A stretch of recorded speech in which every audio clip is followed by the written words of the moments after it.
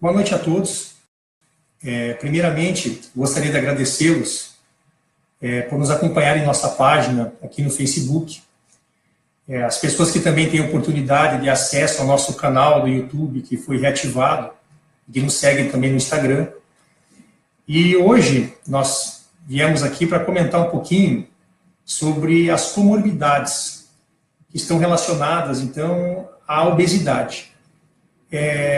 Muito se fala sobre as indicações de cirurgia bariátrica, mas acho que muito antes disso, nós temos que saber que a obesidade, independente do seu grau, seja desde o grau 1 com IMC acima de 30, do grau 2 com IMC acima de 35, até mesmo na obesidade mórbida com os índices de massa corporal acima de 40, existe uma tendência ao surgimento de algumas doenças. Algumas delas são doenças mais silenciosas, que são doenças ditas metabólicas, como, por exemplo, diabetes, como os pacientes que acabam tendo alterações de colesterol, triglicerídeos.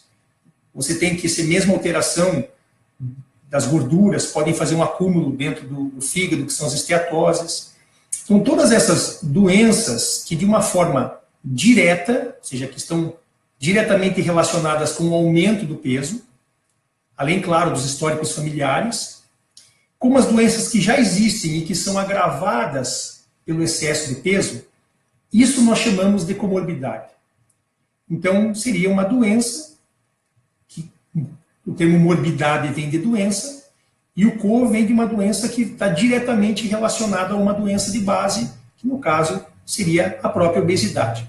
Isso pode ser muito variável, inclusive, não apenas pelo histórico familiar, mas até pela etnia. Então, nós sabemos hoje que os asiáticos, eles têm uma tendência a desenvolvimento dessas comorbidades para pesos, inclusive, menores, já em pacientes com sobrepeso, já podem desenvolver um quadro de diabetes, tá? Mas nós vamos falar principalmente, então, quais são as principais comorbidades. Então, hoje, são várias doenças que surgem relacionadas à obesidade, desde hipertensão arterial sistêmica, né? Pacientes que têm o diabetes tipo 2, que é aquele diabetes relacionado ao aumento do peso. Pacientes que têm doenças ortopédicas, principalmente articulares, nos casos de dores crônicas na região de coluna vertebral, em joelhos, nos pés, sobrecarga sobre o quadril. Tudo isso é considerado uma comorbidade ortopédica. Temos também a apneia do sono, muito importante, porque, por vezes, pessoas que não têm um acompanhamento noturno, uma pessoa que durma junto, tem essa dificuldade que significa uma parada, uma redução do movimento ventilatório, respiratório durante o sono. Isso é causado porque o relaxamento faz com que a língua ela obstrua a passagem do ar, então também é uma comorbidade importante. Então, essas 4 iniciais são chamadas doenças ou comorbidades maiores que estão relacionadas à obesidade, certo? Existem diversas outras, dentre elas, a própria dislipidemia, que são alterações de colesterol, triglicerídeo, os pacientes que têm o acúmulo de gordura no fígado, que eu já comentei, que é a esteatose hepática, pacientes que têm alterações de ácido úrico, alterações isoladas de uma outra de um outro exame, mas principalmente elevação da glicemia ao nível não diabético, que é o tal da pré-diabetes, como se chama. Então, essas diversas pequenas alterações, quando somadas, elas podem dar origem ao que nós chamamos de uma síndrome metabólica, né, que é caracterizada por essa dislipidemia, alterações mesmo que discretas, né, picos de pressão arterial, então não concretiza uma hipertensão arterial propriamente dita. Pacientes que têm circunferência abdominal aumentada, que indica então um acúmulo de gordura visceral, de uma gordura abdominal, tudo isso pode ser somado e formar uma comorbidade. E uma coisa que vem chamando a atenção já desde o início do ano de 2016 é que o próprio Conselho Federal de Medicina, no seu parecer, numerado como 2131, ele coloca algumas outras comorbidades fora essas 4 principais e essas pequenas outras que eu já comentei. Traz pacientes que têm refluxo importante, com indicação de fazer uma cirurgia para refluxo como sendo uma comorbidade que poderia estar relacionada ao excesso de peso. Já vou comentar para vocês qual a importância de cada uma dessas comorbidades. A própria pedra na vesícula, pacientes que têm alguma alteração, principalmente vinculada a problemas em relação à imagem, que cause depressão, que cause, também, se diagnosticado por um psiquiatra, entraria como sendo uma comorbidade. Pacientes que têm outras pequenas alterações laboratoriais, que a gente chama de índice metabólico alterado, certo? E isso acabou gerando uma certa busca, uma certa correria daquelas pessoas que tinham um índice de massa corporal acima de 35, então estavam na obesidade grau 2, mas que não tinham nenhuma doença. O grande problema é que a comorbidade é justamente, nesses casos de IMC de 35 a 40, eles vão realmente corroborar, ou seja, confirmar que um procedimento bariátrico, cirúrgico, ou até mesmo algum outro tipo de procedimento, seja ele endoscópico, algo assim, não é simplesmente um tratamento estético. E, na realidade, ele é um tratamento médico que visa a melhora da doença. Não só a doença obesidade, mas dessa doença relacionada. Melhora da dor na coluna, melhora, por exemplo, do diabetes. Então, hoje sabe-se que o bypass tem uma grande novidade, justamente pelo próprio Conselho de Medicina, que o bypass ele pode também melhorar muito o diabetes tipo 2. Tem alguns estudos que mostram que mais de 80% dos pacientes conseguem reduzir, até mesmo temporariamente, ou até mesmo definitivamente parar o uso de medicações, tá, para o diabetes tipo 2. E eu disse que a grande novidade, justamente ao diabetes, é que o Conselho de Medicina, nesse ano, cerca de um mês atrás, emitiu um parecer para que, em casos selecionados, então existem alguns critérios de preenchimento, possa-se fazer uma cirurgia para tratamento metabólico, ou seja, do diabetes, em pacientes com IMC entre 30 e 35.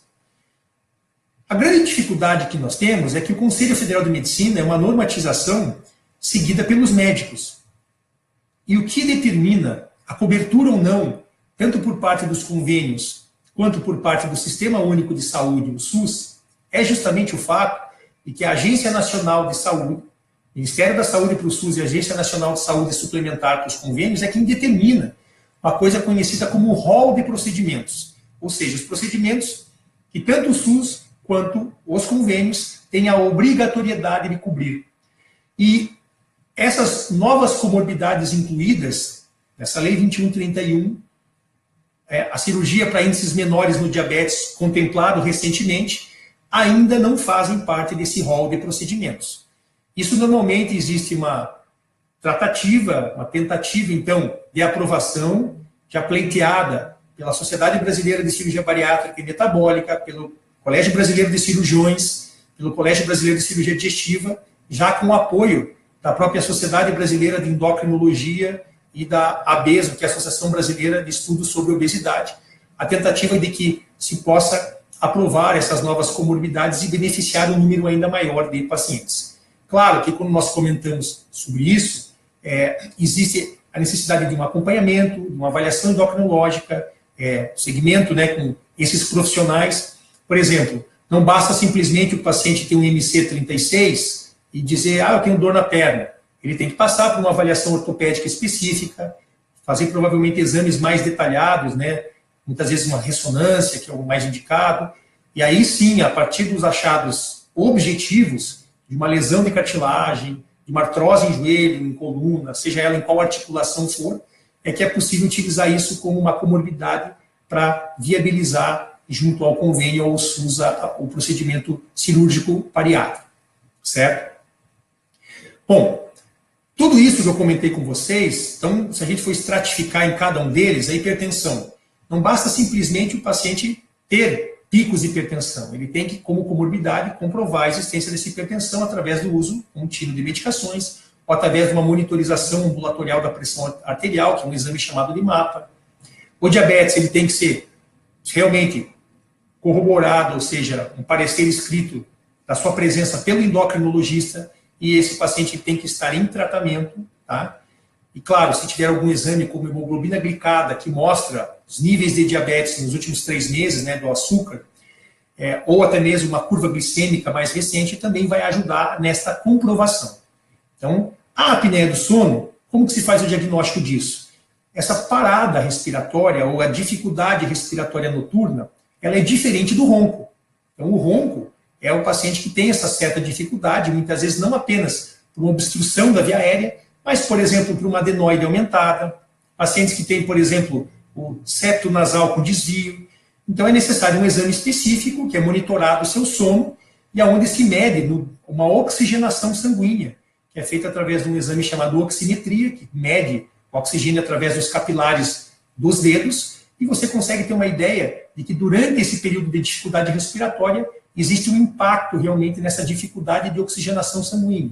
Então, isso corrobora, dependendo dos eventos de apneia, se é uma apneia grau 1, grau 2, grau 3, independente do grau, ela existindo, já é uma comorbidade considerada para um tratamento cirúrgico bariátrico associado ao IMCs acima de 35.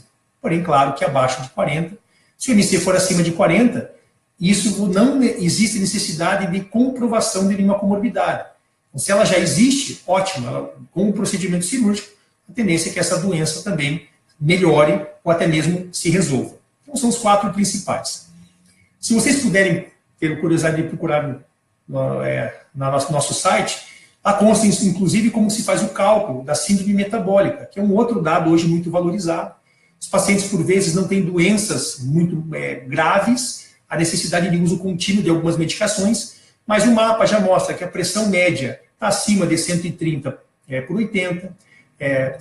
Esse paciente ele já tem alterações de HDL, que é o colesterol bom abaixo de 40, já tem alterações de triglicerídeo acima de 150, tem uma circunferência abdominal na mulher acima de 80, no homem acima de 100, 102.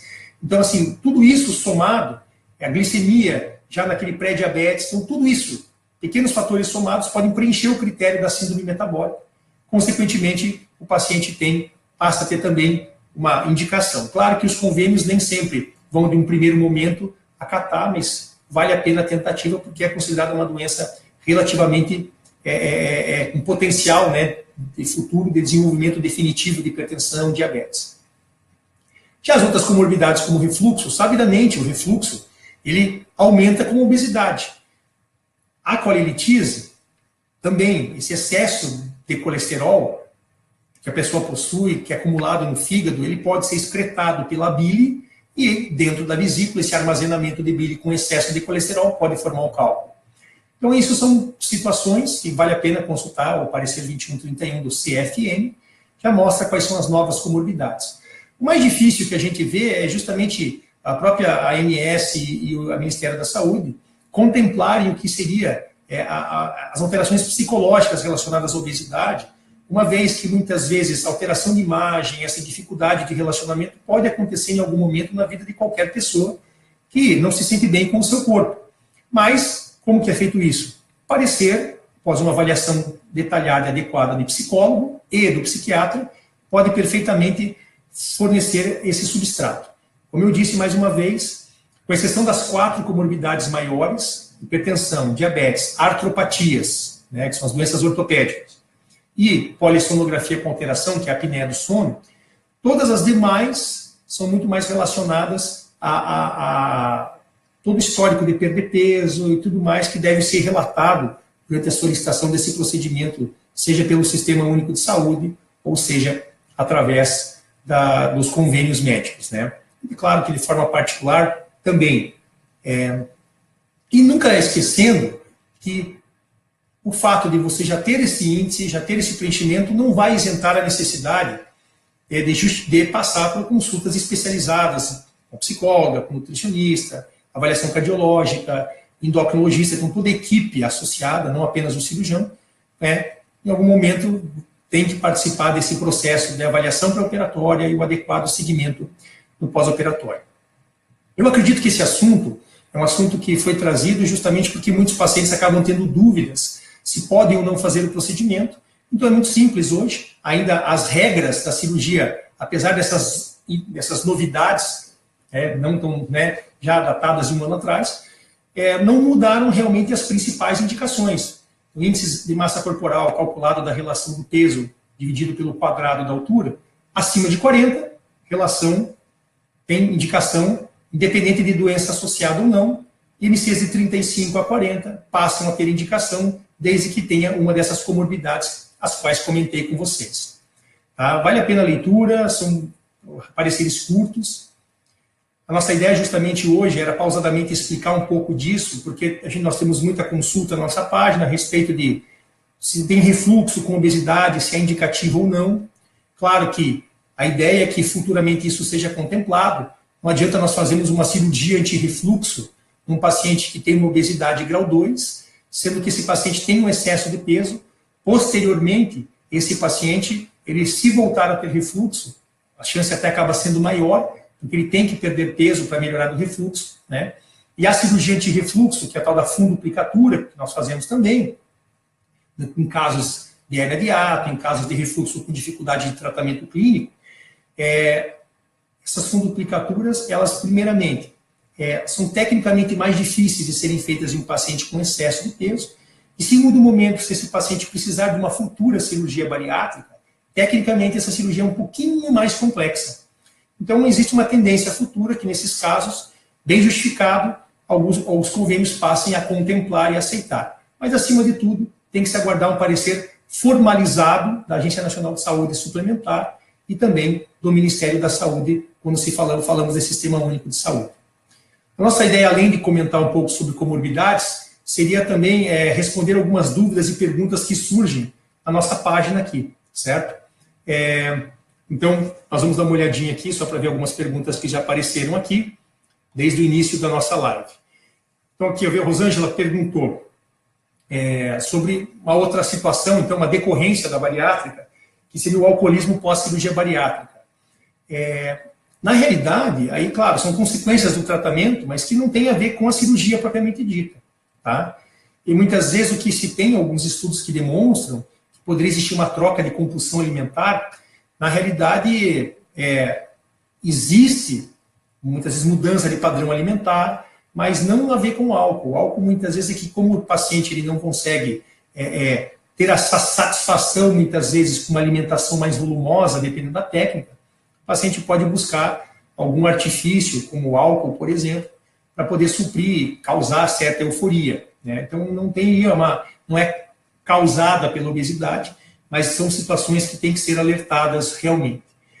Lembrando sempre, que eu já fiz isso num post anterior, comentar, que em pacientes que fizeram bypass, a absorção do álcool, ela acaba sendo um pouquinho mais rápida então, volumes que se tomava no pré-operatório, ou seja, antes de operar, e o volume pós de álcool, a mesma quantidade, ele faz uma absorção maior do álcool porque não tem o processamento da porção maior do estômago, a mistura com o álcool, com o ácido, né? Então, isso tem que ser realmente muito cuidado. Teve uma outra pergunta, que, olha, colocou aqui, a Roberta coloca aqui que já tinha hipertensão, diabetes, triglicerídeo, e fez a bariátrica e foi curada de tudo isso. É a tendência que nós vemos, a grande maioria dos pacientes fica muito satisfeito com o resultado, não apenas o resultado estético, porque, ao contrário do que muitos imaginam, a estética, para muitos pacientes, é o mais importante, mas para nós médicos, a importância é sabendo que a perda do peso vai trazer melhora, não só na qualidade de vida, como também melhora nessas doenças, como referido aqui. Parabéns, Roberto, acho que justamente seu teu comentário é um exemplo para todos que têm esse interesse, têm essa vontade, mas que eventualmente ainda tem um certo receio e preconceito, que apesar da cirurgia tem mais de 25 anos que é realizada já em todo o mundo, ainda existe esse fator ainda de uma certa resistência, né? Perguntaram aqui, se bypass pode ocasionar colamento das paredes do intestino. Na verdade, não é o bypass. O que acontece é que toda cirurgia abdominal, ela pode gerar aderências abdominais, seja numa cirurgia de apêndice, numa cirurgia de vesícula, numa cirurgia de hernia de hiato. O que acontece é que, como existe uma movimentação da parte intestinal do bypass, podem se fazer aderências, né? E, inclusive, isso pode, o emagrecimento, gerar espaços que anteriormente não existiam, que hoje são fechados na cirurgia primária, e aí você pode ter a tal da aderência, a tal da hérnia interna, que percentualmente é muito pequena a ocorrência nos dias atuais, mas aí sim, não que ela cause o colamento. Qualquer cirurgia abdominal pode fazer aderência, né? Eu acho que esse é um ponto importante. Aqui se tem outras perguntas assim, né? Sobre reganho de peso, eu acho que a gente já falou isso em outras oportunidades. Na realidade, o reganho de peso ele pode fazer com que todas essas comorbidades elas retornem, elas voltem. Tá? Hoje existem possibilidades de tratamento. Nós recomendamos sempre retorno à equipe multidisciplinar, ao seu cirurgião, a realização de um tratamento psicológico, se for necessário, para controle de ansiedade, de compulsão, até mesmo a medicação, se preciso. O reganho de peso ele vai cursar também com o retorno dessas doenças, então voltar no endocrinologista, até para poder fazer uma pesquisa um pouquinho mais profunda sobre isso. E tem tratamentos hoje já um pouco mais intervencionistas, o próprio plasma de argônio, a própria sutura endoscópica hoje que pode remodelar o paute gástrico, ou seja, diminuir ainda mais o estômago operado e diminuir a saída que é a anastomose. Então existem outras alternativas para se tratar o reganho de peso. Alguns comentando que operou há 2 anos e 5 meses estacionou, vai acontecer, a cirurgia vai possibilitar perda de peso até 1 ano, 1 ano e meio. Né? Após isso, se chega num platô mesmo, um peso, que o paciente tem que cuidar só para não recuperar. Existe sempre um reajuste de peso, que é considerado normal, até talvez 10% do peso mínimo, mas não existe uma regra, isso depende do volume de peso total perdido. Mas isso acaba sendo esperado que após 2 anos existe uma estabilização da perda. Uma pergunta que a Michele fez, doutor, após o sleeve de 10 meses sofro com hipoglicemia. E olha que eu era diabética. Na realidade, sim, o sleeve em si, se for sleeve realmente, ele não faz a modificação intestinal que traria a melhora tão imediata do diabetes. Provavelmente você tinha um diabetes totalmente relacionado ao peso, e a perda de peso com o sleeve faz isso. Mas o sleeve é muito fácil, acho que talvez tenha que pegar sua nutricionista e rever se sua dieta não está muito restrita. Talvez muitas equipes acabam trabalhando com uma restrição calórica em carboidratos, né, uma low carb, e eventualmente essa restrição está sendo um pouquinho maior, talvez simplesmente uso de um suplemento ou algo assim possa melhorar essa tua sintomatologia. Já a hipoglicemia pós-bypass, ela pode ser confundida com o que a gente chama de hipoglicemia reativa, que é o tal do dumping tipo 2. Aí já é uma consequência e não uma comorbidade da cirurgia. Vi que tem vários relatos, e agradeço a todos vocês que têm comentado e colocado sua história aqui, compartilhar conosco. Tá? Beth, obrigado pelas palavras aqui que você colocou para a gente, certo? O Dani coloca que é hipertensa, pedra na vesícula, colesterol alto. Veja, Dani, eu acho que é justamente o que nós comentamos. Se você tem um critério de peso, um índice de massa corporal acima de 35 e tem essas comorbidades, é óbvio que uma boa alternativa para você é fazer uma consulta com um cirurgião bariátrico, né, já pertencente à Sociedade Brasileira de Cirurgia Bariátrica e Metabólica. Nesta avaliação, levar seus exames, onde ele vai constatar a presença da pedra na vesícula. Sendo possível fazer o procedimento, você contemplando as indicações, você conseguiria tanto fazer a cirurgia bariátrica e a remoção, que por vezes é possível, da vesícula no mesmo procedimento. Isso é uma grande dúvida que os pacientes têm, se a vesícula deve obrigatoriamente ser retirada depois da cirurgia bariátrica, porque estatisticamente 1/3 dos pacientes operados, pela perda rápida de peso, podem formar pedra na vesícula, mesmo que eles não tenham a pedra antes. Então, não se tira a vesícula de forma profilática, tá? Não se tira porque vai ter algum risco, porque você tem em torno de 66%, ou seja, 2/3, que não vão ter nenhum problema com a vesícula, tá? Quando já se tem a pedra na vesícula, se o paciente é sintomático, ou tem cálculos muito pequenos, se for possível e viável, no mesmo procedimento se faz a colecistectomia. Se o paciente é assintomático, os cálculos foram maiores, você não tem essa necessidade. Porém, sempre se tenta fazer. O que acontece é que, por vezes, um fígado muito gorduroso, muito grande, né, pode dificultar e, tecnicamente, então, é melhor você aguardar o emagrecimento e fazer a colecistectomia depois. Isso, então, vai ter que ser avaliado caso a caso. Vi que a Fabiana colocou aqui, tem 1 ano de operada, tem uma dúvida se os grampos estouram. Na verdade, tudo isso é consequência do procedimento, mas o risco de uma abertura de grampo, de um vazamento, que é o que nós chamamos de fístula, ele vai acontecer principalmente nos primeiros 10 a 15 dias de pós-operatório. Tá? Então, após esse período, já existe a resistência do grampo, uma cicatrização inicial que impede. Então, tardiamente, isso não vai acontecer em detrimento do grampo, né? Um ano já não tem mais risco algum, né? Eu vi que a Pamela coloca aqui seu peso, que tem pressão alta. Aí depende, Pamela, se quer chegar a redução de peso, qual é mais indicado? Isso, por vezes, vai depender, muitas vezes, de seu peso inicial, qual que é a sua altura, né? Então, se você tem um MC de 35, por exemplo, se colocou um valor, uma altura, aí tudo depende do teu MC, da tua perspectiva de perda de peso, mas um fator fundamental na escolha do tipo de cirurgia, se é uma gastrectomia vertical, que é o sleeve, se é o bypass, é o teu hábito alimentar. Se o hábito alimentar do paciente ele for um hábito mais relacionado a volume, principalmente comendo comidas salgadas, carnes, né? O sleeve vai muito bem com o procedimento inicial, bom a perda de peso, 25%, 30% do peso corporal.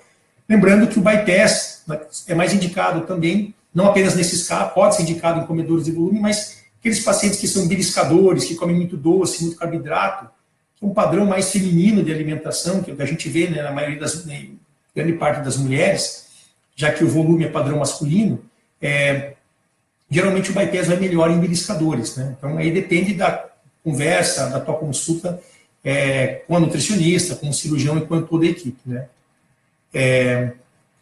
Eu vi um comentário da Gabi aqui dizendo assim, que a mãe dela fez bypass e tem que fazer uma cirurgia de hérnia de hiato. Gabi, isso não é possível, tá? Não é possível porque a cirurgia de hérnia de hiato para correção da hérnia é conhecida como fundoplicatura. Então a gente usa o fundo do estômago, que é uma porção mais lateral e alta do estômago, para envolver o esôfago. E no bypass essa porção do estômago está separada. Por mais que exista a descrição de uma técnica que se usa esse estômago excluído para fazer isso aqui, a funcionalidade não existe. Porque, na verdade, a ideia é que quando você enche o estômago com comida, essa porção envolvida do estômago, ela fecha o esôfago. Então, se você já não tem essa comunicação, ela não tem. E assim, não se opera a hérnia de hiato por operar a hérnia. Se ela não tem refluxo, né, ela não tem necessidade de correção de hérnia hiatal. Tá? Então, e essa é uma outra dúvida. Doutor, eu tenho hérnia de hiato. Vou fazer a correção da minha hérnia? Então, esses pacientes que têm muito refluxo com hérnia de hiato, eles são melhores candidatos a uma cirurgia de bypass. Porque com o estômago menor e com o desvio intestinal, a parte do ácido que é produzida, que é a parte de baixo do estômago, que é o antro, ela vai ter o ácido enviado para o intestino, não vai voltar para o esôfago. Então, é o melhor procedimento. Se fecha o hiato do diafragma, mas como o estômago fica tubular, ele tem uma tendência a deslizar e poder surgir a hérnia novamente. Desde que o paciente não tenha sintoma, o procedimento está feito, resolvido, não tem necessidade de complementação. Já no sleeve, como o antro permanece, que é só um grampeamento vertical, existe risco de ter permanência ou até mesmo aumento do refluxo gastroesofágico. Então tem que ser analisado caso a caso. É possível fazer a retirada da vesícula bariátrica? É possível, é feito em grande maioria dos casos, tá? Eu vi que a Magda comenta aqui sobre várias alterações e diz que o plano negou 2 vezes. Aí eu acho que, nesse teu caso, Magda, você tem que realmente, primeiro, ver qual que é o teu contrato, o teu plano de saúde e conversar com o médico que fez essa solicitação para você. Primeiramente, talvez até ver junto à Agência Nacional de Saúde, tem vários municípios, a presença dela, em capitais principalmente, para ver se você realmente, pelo teu contrato, pelo teu acordo com o plano, se você tem direito a isso, certo? Acho que esse é o melhor caminho. Obrigado, Kemi, pelas suas palavras. Gostei muito, vi que as interações. Gabi, você perguntou se foi sleeve que ela fez, aí geralmente nós temos que verificar, na verdade, no histórico, né? Pode acontecer hipoglicemia, mas daí teria relação direta com a restrição.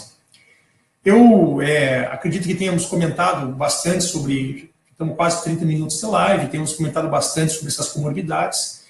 Eu sei que dúvidas surgem e eu gostaria que todos vocês, dentro do possível, nos fizessem isso, seja na página ou inbox, que a gente sempre vai responder. Estou sempre presente na página profissional respondendo isso dentro do possível.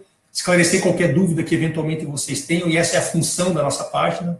Ela tem um aspecto mais informativo, e todos vocês estão convidados a participar e interagir sempre que possível. Não esqueçam de consultar nosso canal no YouTube, tá, como o Dr. João Henrique. Isso é importante porque tudo isso que nós estamos comentando já tem vídeos, uma explicação maior, gravados, tudo isso, pré-operatório, pós-operatório, nós também temos tudo isso já num vídeo que podem ser muito elucidativo para pacientes que vão fazer o procedimento cirúrgico, pacientes que já fizeram, que mesmo assim persistem com algumas dúvidas. Tá?